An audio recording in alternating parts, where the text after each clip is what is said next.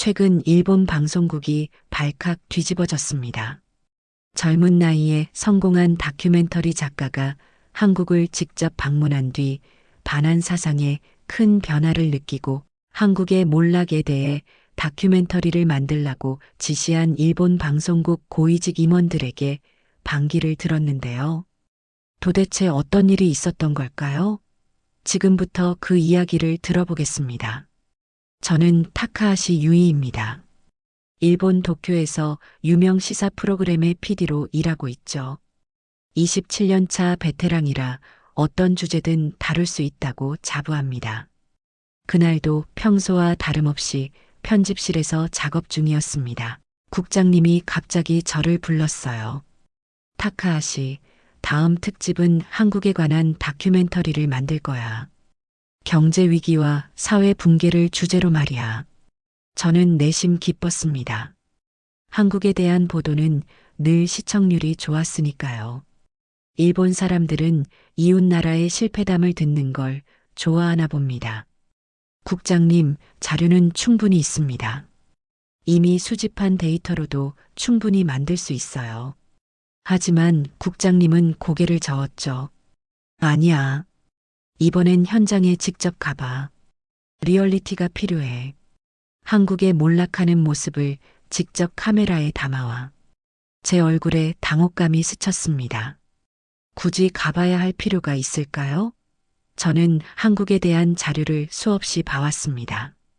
경기 침체, 청년 실업, 출산율 하락, 부동산 버블. 모든 지표가 한국이 위험한 상황에 처해 있다고 말하고 있었어요. 국장님, 지금 한국은 위험합니다. 정치적으로도 불안정하고. 타카하시, 내가 최고의 PD라고 믿기 때문에 이 임무를 맡기는 거야. 좋은 결과 기대하겠어. 결국 한국행이 확정됐습니다. 사실 저는 한 번도 한국에 가본 적이 없었어요. 일본 언론에서 보도하는 내용만으로 위험하고 무질서한 나라라고 단정 지었던 거죠. 사실 이번 프로젝트는 제게도 부담이었습니다. 최근 시청률이 하락하고 있던 터라 이 다큐멘터리가 성공하면 제 위치도 더 단단해질 테니까요. 집에 돌아와 출장 준비를 하며 한국에 관한 자료들을 다시 훑어봤습니다. 모든 뉴스와 통계는 한국의 위기를 말하고 있었어요. 언론인으로서 객관적인 시각을 유지해야 한다는 것을 알지만 마음 한편에는 이미 결론을 내린 상태였습니다. 한국은 몰락하고 있다. 이 사실을 카메라에 담아오는 것, 그것이 제 임무였습니다. 일주일 후면 그 위험한 나라로 떠나야 하죠.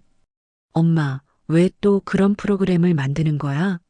한국은 나쁜 곳이 아니라고. 저녁 식사 시간, 제 딸 리카가 소리쳤습니다. 21살 대학생인 리카는 제가 이번에 한국 다큐멘터리를 만든다는 소식을 듣고 불같이 화를 냈어요. 리카는 어릴 때부터 한국 문화에 빠져 있었습니다. 방 안은 한국 아이돌 포스터로 가득하고 매일 한국 드라마를 보며 한국어를 독학하고 있었죠. 리카, 넌 아직 어려서 세상을 모르는구나. 한국은 지금 심각한 경제 위기에 처해 있어. 청년 실업률도 높고 사회도 불안정해. 리카는 젓가락을 내려놓았습니다. 그 눈빛이 날카로웠어요. 엄마는 직접 가본 적도 없으면서 어떻게 그렇게 단정해? 난 한국 유학을 꿈꾸고 있다고. 제 심장이 멈춘 듯 했습니다. 유학이라니요. 제가 그토록 위험하다고 생각하는 나라에 제 딸을 보낸다니 상상도 할 수 없었어요. 절대 안 돼. 한국 같은 나라에 내 딸을 보낼 수는 없어. 일본에 훌륭한 대학이 많잖니. 리카의 눈에 눈물이 고였습니다. 이런 대화는 이번이 처음이 아니었죠. 한국에 관한 이야기만 나오면 우리 모녀는 항상 충돌했어요. 엄마는 항상 그래. 모든 걸 안다고 생각하면서 실제로는 아무것도 몰라. 엄마가 만드는 프로그램들은 모두 편향되어 있어. 리카가 방으로 들어가며 문을 쾅 닫았습니다. 식탁에 홀로 남은 저는 한숨을 내쉬었어요. 저도 알고 있습니다. 제가 완고하다는 것을요. 하지만 딸의 안전을 위한 것이었습니다. 방송에서 보는 자료들은 모두 한국이 위험하다고 경고하고 있으니까요. 다음 날 리카는 제게 말도 걸지 않았습니다. 출근하기 전 리카의 방문 앞에 서서 망설였어요. 노크를 할까 말까? 결국 아무 말도 하지 못한 채 집을 나섰습니다. 직장에서는 냉철한 PD지만 딸 앞에서는 항상 약해지는 제 모습이 싫었습니다. 이번 한국 출장이 끝나면 리카와 제대로 대화해봐야겠다고 다짐했어요. 물론 그때는 확실한 증거를 가지고 리카를 설득할 수 있을 테니까요. 인천국제공항에 도착한 순간 이상한 느낌이 들었습니다. 공항이 너무 깨끗하고 효율적으로 운영되고 있었어요. 입국 심사도 놀라울 정도로 빨랐습니다.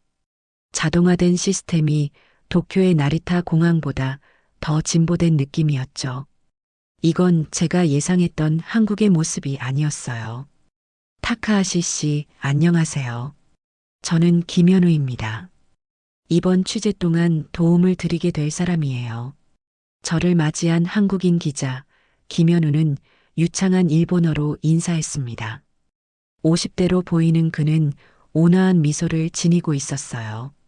어쩐지 친근감이 느껴졌습니다. 잘 부탁드립니다, 김 씨. 제 첫 한국 방문이라 많이 도와주세요. 공항에서 서울 시내로 향하는 리무진에 올랐습니다. 창문 밖으로 펼쳐지는 풍경에 눈을 뗄 수 없었어요. 고층 빌딩, 깔끔한 도로, 질서 있게 움직이는 차량들. 이건 제가 상상했던 모습이 아니었습니다. 타카하시 씨, 일본은 한국에 대해 어떤 이미지를 갖고 있나요? 김현우의 질문에 저는 잠시 말문이 막혔습니다. 솔직히 말해야 할까요? 아니면 외교적으로 답해야 할까요? 사실 그다지 좋은 이미지는 아니었습니다. 언론에서 보도하는 내용들이 대부분 부정적이었거든요. 김현우는 미소 지었지만 그 눈빛은 진지했어요. 그렇군요. 그래서 이번 취재가 더 의미 있을 것 같습니다. 직접 보고 느끼는 것만큼 정확한 것은 없으니까요. 호텔에 도착해 체크인을 하는데 직원들의 서비스가 놀라울 정도로 친절했습니다. 일본의 서비스도 세계적으로 유명하지만 여기 직원들의 미소와 배려는 진심이 느껴졌어요. 방에 들어와 창문을 열자 서울의 야경이 펼쳐졌습니다. 반짝이는 한강과 불빛으로 가득한 도시의 모습이 마치 도쿄를 보는 듯 했어요. 침대에 누워 생각했습니다. 이제 막 도착했을 뿐인데 이미 제 머릿속에 있던 한국의 이미지와 실제 모습 사이에 큰 괴리가 느껴졌어요. 하지만 이건 시작일 뿐이라고 스스로 타일렀습니다. 겉모습만 보고 판단해서는 안 됩니다. 내일부터 본격적인 취재가 시작될 테니 그때 한국의 진짜 모습을 볼 수 있을 거예요. 아침 일찍 김현우와 만나 첫 번째 취재 장소로 향했습니다. 오늘의 계획은 경제 위기를 보여줄 수 있는 장소들을 방문하는 것. 저는 노트북을 펼쳐 일본에서 수집한 자료들을 다시 훑어봤습니다. 높은 실업률, 자영업자들의 파산, 젊은이들의 절망. 이런 모습들을 카메라에 담아야 했어요. 오늘은 어디부터 가볼까요? 강남 지역부터 시작해보죠. 서울의 경제적 중심지니까요. 강남에 도착했을 때 저는 눈을 의심했습니다. 거리는 활기찼고 사람들은 바쁘게 움직이고 있었어요. 카페는 젊은이들로 가득 차 있었고 고급 브랜드 매장 앞에는 줄이 서 있었습니다. 이것이 경제 위기에 처한 나라의 모습일까요? 김 씨, 이곳이 정말 경제적으로 어려운 곳인가요? 모두 여유로워 보이는데요. 김현우는 웃으며 대답했습니다. 타카하시 씨, 한국의 경제 상황은 복잡합니다. 어려움이 있는 것은 사실이지만 일본 언론에서 보도하는 것처럼 파탄 상태는 아니에요. 다음으로 우리는 디지털 산업 단지를 방문했습니다. 그곳에서 본 최첨단 기술과 스타트업들의 활기찬 모습에 또 한 번 놀랐어요. 젊은 직원들이 열정적으로 일하는 모습은 절망에 빠진 청년들이라는 이미지와는 거리가 멀었습니다. 점심시간, 우리는 직장인들이 많이 가는 식당을 찾았어요. 저는 그곳에서 한국의 간편 결제 시스템을 처음 경험했습니다. 스마트폰 하나로 모든 결제가 끝나는 모습이 신기했어요. 일본에서는 아직도 현금 사용이 많은데 말이죠. 한국의 디지털 인프라는 정말 발달했네요. 이런 모습은 일본에서 보도되지 않았어요. 그렇죠? 한국은 디지털 전환에 있어서는 세계 최고 수준입니다. 교통 시스템, 행정 서비스, 심지어 음식점에서도 첨단 기술이 적용되고 있어요. 오후에는 지하철을 타보기로 했습니다. 깨끗하고 효율적인 지하철 시스템에 또 한 번 놀랐어요. 모든 역에 스크린 도어가 설치되어 있었고 와이파이는 터널 속에서도 끊김없이 작동했습니다. 타카하시 씨, 정말 궁금한 게 있습니다. 일본 언론은 왜 한국에 대해 이렇게 왜곡해서 보도하는 걸까요? 김현우의 질문에 저는 답하지 못했습니다. 사실 저 자신도 혼란스러웠으니까요. 제가 진실이라고 믿었던 것들이 하나둘씩 무너지고 있었습니다. 카메라맨에게 더 많은 장면을 촬영하라고 지시했지만 속으로는 이 영상들을 어떻게 편집해야 할지 고민이 들기 시작했어요. 다음 날 일정은 한국의 역사적 장소들을 방문하는 것이었습니다. 김현우는 경복궁부터 시작하자고 제안했어요. 웅장한 궁궐을 걸으며 조선시대의 역사에 대한 설명을 듣고 있었습니다. 그런데 갑자기 가이드가 명성황후 이야기를 꺼냈어요. 이곳에서 멀지 않은 곳에서 1895년 일본군에 의해 명성황후가 시해당했습니다. 그 말에 저는 걸음을 멈췄습니다. 일본에서는 이 사건에 대해 거의 배우지 않았어요. 가이드는 계속해서 상세한 설명을 이어갔고 저는 처음 듣는 이야기에 충격을 받았습니다. 타카하시 씨, 괜찮으세요? 얼굴이 창백해졌는데요. 김현우의 물음에 저는 억지로 미소 지었습니다. 네, 괜찮아요. 그저 일본에서는 이런 역사를 자세히 배우지 않았거든요. 다음으로 우리는 서대문 형무소를 방문했습니다. 이곳은 일제강점기 시절 독립운동가들이 투옥되고 고문받던 곳이었어요. 전시된 사진들과 기록물들을 보며 가슴이 무거워졌습니다. 많은 한국인들이 이곳에서 목숨을 잃었습니다. 단지 자신의 나라를 되찾기 위한 투쟁을 했다는 이유로요. 가이드의 설명을 들으며 부끄러움이 밀려왔습니다. 저는 일본인으로서 우리 역사의 어두운 부분을 마주하게 된 것이죠. 오후에는 독립기념관으로 향했습니다. 넓은 부지에 웅장하게 자리 잡은 이 공간은 한국인들의 독립에 대한 열망과 투쟁의 역사를 보여주고 있었어요. 일본의 식민 지배에 대한 자세한 기록들이 전시되어 있었습니다. 타카하시 씨, 일본에서는 이런 내용을 학교에서 배우나요?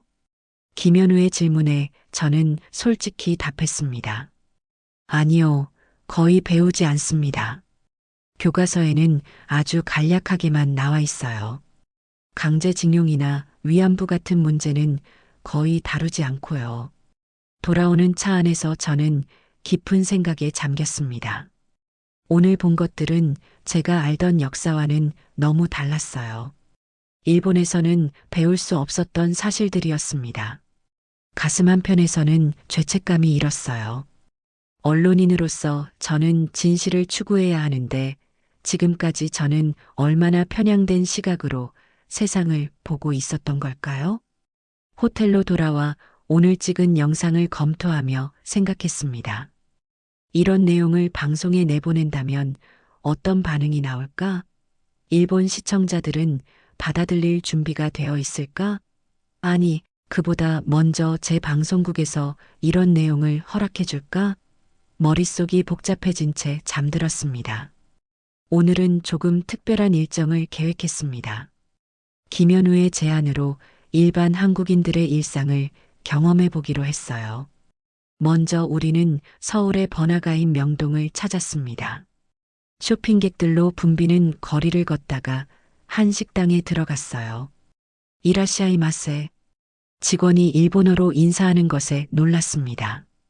제가 일본인이라는 것을 어떻게 알았을까요? 일본에서 오신 거죠? 얼굴 표정을 보니 알겠더라고요. 저 일본에서 2년 정도 공부했어요. 그 직원은 친절하게 메뉴를 추천해주며 일본과 한국의 문화 차이에 대해 이야기했습니다.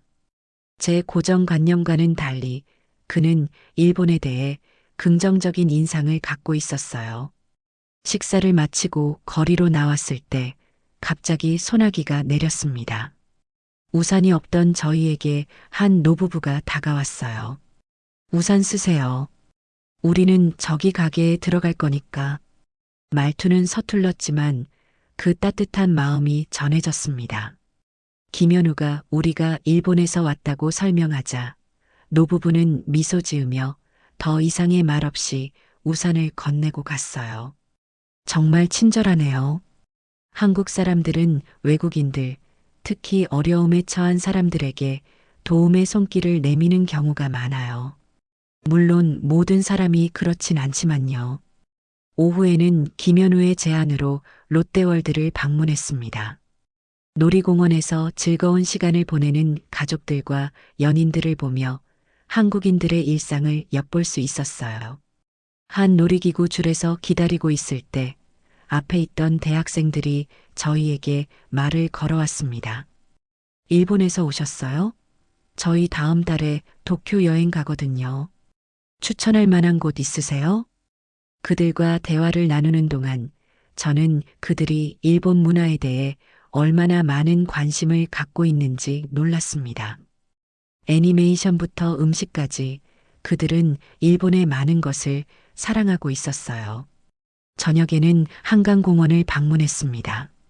많은 사람들이 피크닉을 즐기거나 자전거를 타고 있었어요. 한 가족이 우리에게 도시락을 나눠주기까지 했습니다. 그들의 따뜻한 환대에 가슴이 뭉클했어요. 호텔로 돌아오는 길, 저는 김현우에게 물었습니다. 오늘 만난 사람들은 모두 특별히 친절한 사람들이었나요? 김현우는 웃으며 대답했습니다. 아니요, 그냥 평범한 한국인들이에요. 물론 불친절한 사람들도 있지만 대부분은 타인에게 따뜻하게 대하는 편이죠. 특히 외국인들에게요. 오늘 하루 동안 만난 사람들의 얼굴을 떠올리며 저는 제가 얼마나 편견에 사로잡혀 있었는지 깨달았습니다. 차갑고 배타적인 한국인이라는 이미지는 어디에도 없었어요. 대신 저는 따뜻하고 친절한 사람들을 만났습니다. 그리고 그것이 더 진실에 가까웠던 것 같아요. 한국 방문 5일째, 저는 노트북을 열어 지금까지 촬영한 영상들을 다시 보았습니다. 거기에는 몰락하는 나라의 모습이 아닌 활기차고 발전하는 나라의 모습이 담겨 있었어요. 일본 방송국에서 원하는 내용과는 완전히 달랐습니다. 그날 아침 국장님에게서 전화가 왔습니다. 타카하시, 어떻게 진행되고 있어? 좋은 장면들 많이 찍었겠지? 저는 잠시 망설였습니다. 어떻게 설명해야 할까요? 국장님, 사실은 우리가 생각했던 것과 좀 다릅니다. 한국은 무슨 소리야? 그쪽의 임무는 한국의 경제 붕괴를 보여주는 거야. 그게 시청자들이 원하는 내용이고 우리 프로그램의 방향이야. 국장님의 단호한 목소리에 저는 더 이상 말을 잇지 못했습니다. 전화를 끊고 창밖을 바라보았어요. 서울의 아침은 활기찼습니다. 출근하는 사람들, 등교하는 학생들, 모두 분주히 움직이고 있었어요. 김현우와 만나 오늘의 마지막 취재를 시작했습니다. 그는 저를 판교 테크노밸리로 데려갔어요. 한국의 실리콘밸리라 불리는 이곳은 수많은 스타트업과 IT 기업들이 모여 있는 곳이었습니다. 이곳에서 많은 혁신적인 기술들이 탄생하고 있어요. 한국의 미래를 이끌어갈 동력이죠. 건물마다 첨단 기술을 개발하는 회사들이 입주해 있었습니다.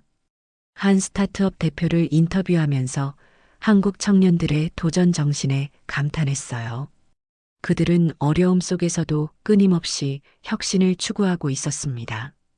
우리가 직면한 경제적 어려움은 분명히 있습니다. 하지만 그것이 한국의 전부는 아니에요. 저희는 위기를 기회로 바꾸려 노력하고 있습니다. 그 말이 제 마음에 깊이 와닿았습니다. 위기를 기회로. 저는 카메라를 들고 그의 작업실을 촬영했어요. 젊은 직원들이 열정적으로 일하는 모습, 화이트보드에 가득 적힌 아이디어들, 그리고 그들의 밝은 미소까지. 이것이 진짜 한국의 모습이었습니다. 오후에는 대학교를 방문했어요. 캠퍼스는 학생들로 북적였고 도서관은 공부하는 학생들로 가득했습니다. 김현우는 몇몇 학생들과의 인터뷰를 주선해 주었어요. 물론 취업이 어렵고 집값도 비싸요. 하지만 우리는 포기하지 않습니다. 각자의 방식으로 미래를 준비하고 있어요. 한 학생의 말에 저는 깊이 공감했습니다. 일본의 젊은이들도 비슷한 고민을 안고 있으니까요. 그런데 차이점이 있다면 이곳의 젊은이들에게서는 강한 에너지와 희망이 느껴졌습니다. 호텔로 돌아오는 길, 김현우가 물었어요. 타카하시 씨, 이제 어떻게 하실 건가요? 방송국에서 원하는 한국 몰락 다큐를 만들겠습니까? 저는 깊은 한숨을 내쉬었습니다. 직업적 양심과 방송국의 지시 사이에서 갈등하고 있었어요. 솔직히 말하면 모르겠습니다. 제가 본 한국은 몰락하는 나라가 아니에요. 어려움은 있지만 그것을 이겨내려는 의지와 에너지가 넘치는 곳이죠. 김현우는 잠시 침묵했다가 말했습니다. 타카하시 씨, 당신은 이제 진실을 받잖아요. 선택은 당신 몫입니다.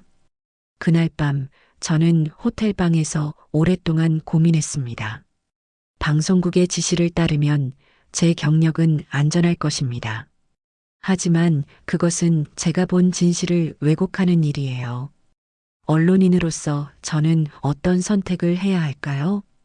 창밖으로 보이는 서울의 밤하늘을 바라보며 저는 점점 답을 찾아가고 있었습니다. 일본으로 돌아오는 비행기 안에서 저는 한국에서의 일주일을 되돌아보았습니다.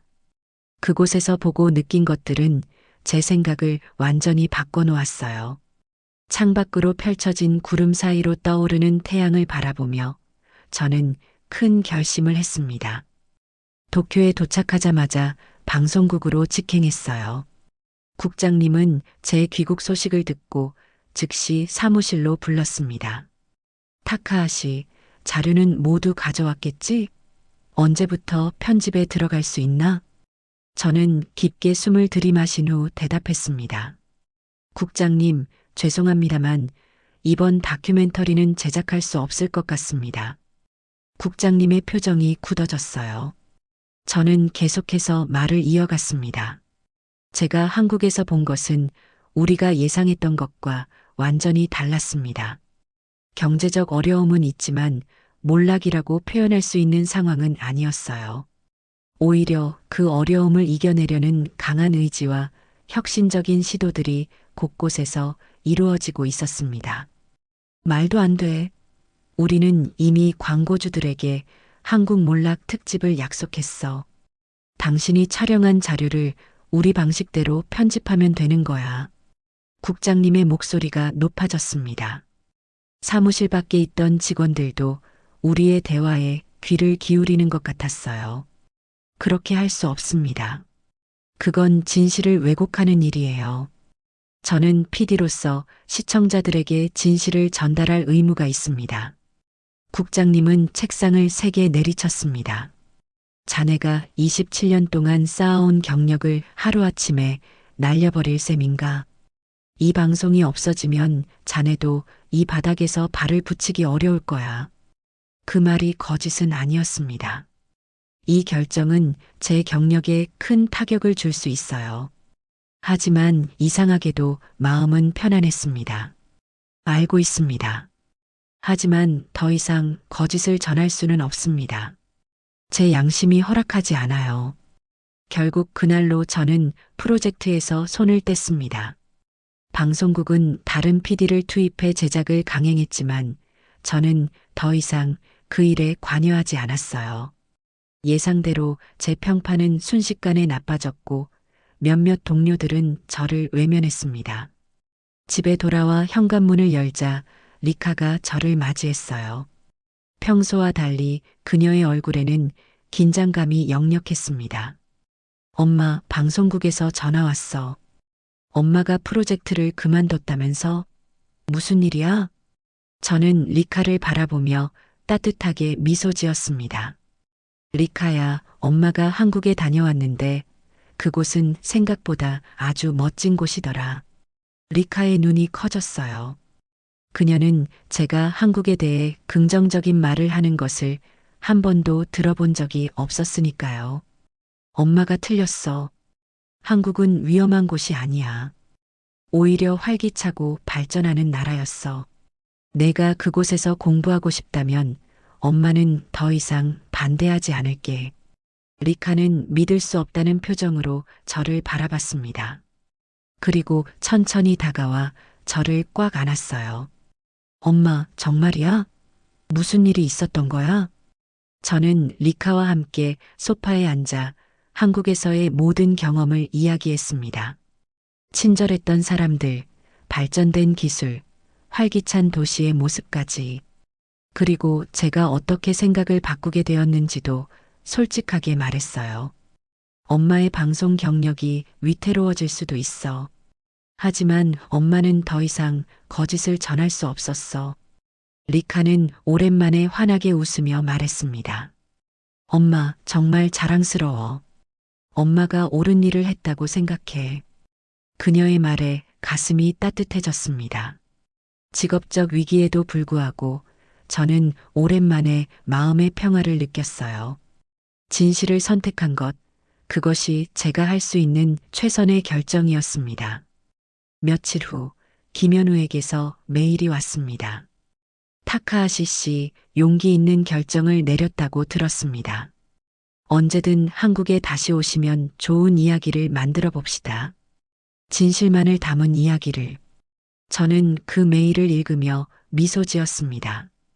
아마도 앞으로의 길은 험난할 테지만 이제 저는 제 양심에 따라 살아갈 준비가 되어 있었습니다. 그리고 언젠가 저는 다시 한국을 방문해 더 많은 진실을 발견하고 싶었습니다. 이번에는 어떤 편견도 없이 말이죠.